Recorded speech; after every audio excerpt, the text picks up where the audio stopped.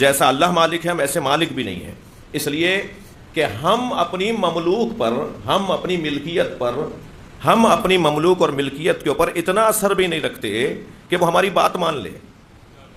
مثلا میں اپنے کپڑوں کو چاہوں کہ یہ پتھر بن جائیں، یا میں اپنی گاڑی کو چاہوں کہ یہ میرا مکان بن جائے، یہ میری بات بھی ماننے کو تیار نہیں ہے۔ مالک وہ ہے کہ جس کی بات مملوک مانتی ہو، نہ صرف سنتی ہو مانتی بھی ہو۔ تو مالک تو وہ ہے جو مشرق سے سورج کو نکالتا ہے اور مغرب میں ڈبوتا ہے، اور یہ دلیل حضرت ابراہیم نے نمرود کو دی تھی کہ میں اسے اپنا مالک مانتا ہوں جو مشرق سے سورج نکالتا ہے اور مغرب میں ڈبو دیتا ہے۔ اگر تو مالک ہے تو مغرب سے نکال کے دکھا۔ قرآن کی آیت ہے، حضرت ابراہیم نے نمرود سے کہا کہ میں اسے اللہ مانتا ہوں جو مشرق سے سورج نکالتا ہے اور مغرب میں ڈبو دیتا ہے، اور اگر تو کہہ رہا ہے کہ انا ربکم الاعلی، میں تمہارا سب سے بڑا رب ہوں، تو ذرا مغرب سے نکال کر دکھا۔ فبہت الذی کفر، قرآن کہتا ہے جب حضرت ابراہیم نے نمرود کو یہ چیلنج کیا، یہ دعویٰ کیا، تو وہ ایک مرتبہ چہرہ دائیں بائیں گھما کر ایک دوسرے کو دیکھ رہا تھا، دوسروں کو دیکھ رہا تھا کہ کوئی میری مدد کرے، یعنی وہ اپنی عاجزی کا اظہار کر رہا تھا کہ میں یہ کام تو نہیں کر سکتا کہ مغرب سے سورج کو پلٹا دوں۔ اور حضرت ابراہیم ایک مرتبہ جو ہے وہ فخریہ اور جو ہے وہ اعزازی جملوں کے ساتھ بار بار دہرانے لگے کہ اگر اللہ ہے تو، اور اگر رب ہے تو مغرب سے نکال کر دکھا۔ وہ نکال نہیں سکا اور وہ خاموش ہو گیا۔ اور یہی وہ جیت تھی حضرت ابراہیم کی جو مناظرے میں حضرت ابراہیم نمرود سے جیتے تھے۔ مگر یہ تاریخ کے صفحے پہ تو محفوظ رہ گیا نا کہ اگر کچھ دیر کے لیے فرض محال کو ہم فرض کر لیتے ہیں، محال کو فرض کرنا تو محال نہیں ہے، ہم یہ فرض کر لیتے ہیں کہ نمرود مغرب سے سورج کو نکال دیتا۔ اگر نمرود سورج کو مغرب سے نکال دیتا تو دلیل ابراہیمی کی روشنی میں اللہ مانا جاتا یا نہیں مانا جاتا؟ تو اب اس نے تو نہیں نکالا، مگر تاریخ میں ایک ایسی شخصیت ہے جس نے مغرب سے سورج کو نکالا۔ تو دلیل ابراہیمی کی روشنی میں کہیں شرک نہ ہو جائے تو فوراً اللہ نے کہا مالک میں ہوں اور میں جسے چاہوں ملکیت دے سکتا ہوں۔ صلوات ہدیہ کریں گے محمد و آل محمد۔ اب مالک، ہم تو ایسے مالک بھی نہیں ہیں کہ جیسا مالک اللہ ہے، تو مگر پھر اس کے بعد اس نے یہ بھی ذہن میں بھی خیال نہ آ جائے یہ نکالنے کے لیے فوراً کہا وَهُوَ عَلَىٰ كُلِّ شَيْءٍ قَدِيرٌ۔ مالک وہ ہے جو ہر شے پر، مالک اللہ مالک وہ ہے جو ہر شے پر قدرت رکھتا ہے۔ بات یہاں پر بھی مکمل نہیں ہوئی، اور اللہ ہمارے اوپر کرم کر رہا ہے اور ہماری رہنمائی کر رہا ہے۔ ارشاد ہو رہا ہے الذی خلق الموت والحیات، اب اپنے مالک اور اپنے قادر ہونے کی دلیلیں دے رہا ہے وہ۔ تم کتنا ہی پیسہ خرچ کر لو، تم کتنا ہی وقت لگا دو، تم کتنی ہی سہولتیں فراہم کر دو، ذرا بچہ دنیا میں لا کے دکھاؤ، ذرا مرنے والے کو مرنے سے بچا کے دکھاؤ۔ صلوات پڑھیں ذرا محمد و آل محمد۔ تم مالک ہو، تم قادر ہو، تمہارے پاس بہت اختیار ہے، ذرا مرنے سے بچا کر دکھاؤ اپنے آپ کو۔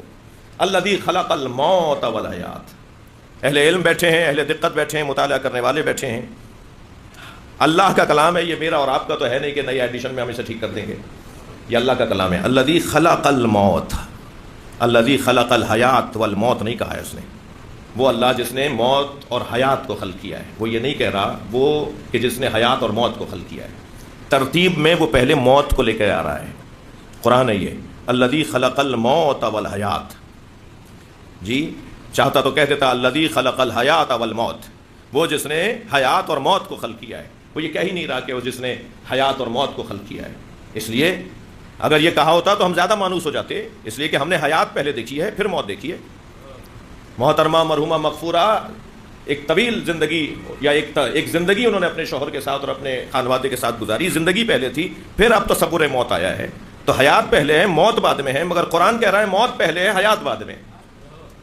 یہ کلام اللہ کا ہے، لہذا ہمیں ائمہ اہل بیت سے اور قرآن سمجھنے والوں سے سمجھنا ہوگا کہ یہ اللہ نے موت کو پہلے ذکر کیوں کیا ہے۔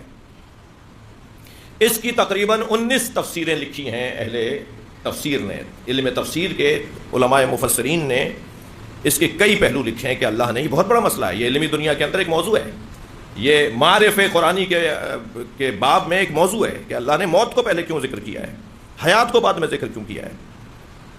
وہ بہت ساری تفسیریں یقیناً بیان ہونے کا وقت نہیں ہے، لیکن صرف ایک یا دو کی طرف کوشش کرتے ہیں کہ بات توجہ ہو جائے۔ اللہ نے موت کو پہلے ذکر کر کے موت کی اولویت کو بیان کیا ہے۔ ہاں بہت ساری چیزیں ترتیب میں پہلے ہوتی ہیں مگر تنظیم میں بعد میں ہوتی ہیں، بہت ساری چیزیں تخلیق میں پہلے ہوتی ہیں مگر تنزیل میں بعد میں ہوتی ہیں۔ سرکار دو جہاں پہلے بنے بھیجے گئے آخر میں، ضروری نہیں ہے کہ جو خلقت میں پہلا ہو وہ اظہار میں بھی پہلا ہو، ظہور میں بھی پہلا ہو۔ یہ ضروری نہیں ہے. یعنی ایسا ہوتا ہے کہ جس کی اہمیت زیادہ ہو اس کو ذکر پہلے کیا جائے مگر لایا اس کے مقام پہ جائے اس کو.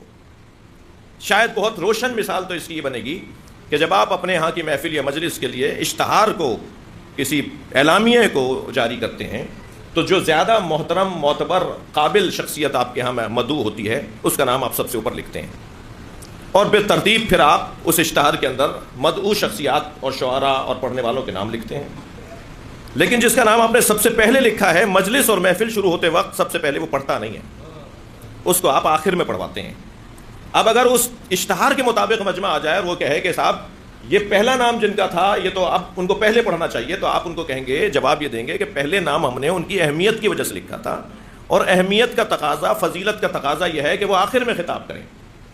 اللہ موت کا تذکرہ پہلے کر کے بتا رہا ہے کہ میرے نزدیک تمہاری زندگی سے زیادہ تمہاری موت عزیز ہے، اور جب میرے نزدیک تمہاری زندگی سے زیادہ تمہاری موت عزیز ہے تو تمہیں اپنی زندگی سے زیادہ اپنی موت عزیز کیوں نہیں ہے؟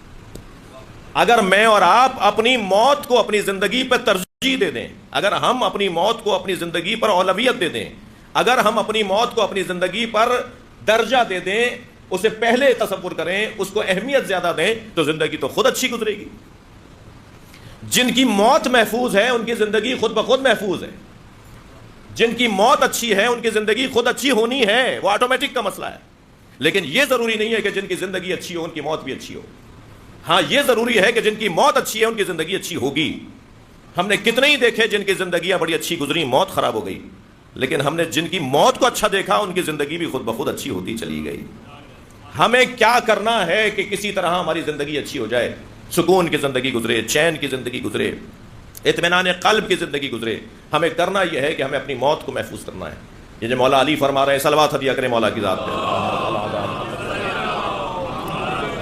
وہ شخص کبھی ناکام نہیں ہوتا جسے دو چیزیں ہمیشہ یاد رہتی ہوں، ایک اللہ، ایک موت. جسے اپنی موت ہمیشہ یاد رہتی ہو وہ کبھی بھی ناکام نہیں رہتا. نظم و ضبط اس کی زندگی میں، کامیابیاں اس کی زندگی میں، اطمینان قلب اس کی زندگی میں، اور حقوق کی ادائیگی اس کی زندگی میں، انصاف اور عدل اس کی زندگی میں، ظلم سے دوری اس کی زندگی میں. ایک لمبی لسٹ بنے گی جس کو موت یاد رہتی ہے، اس کی زندگی میں کیا کیا کیا کیا نصیب ہوتا ہے اور حاصل ہوتا ہے. موت کسی طرح سے اچھی ہو جائے.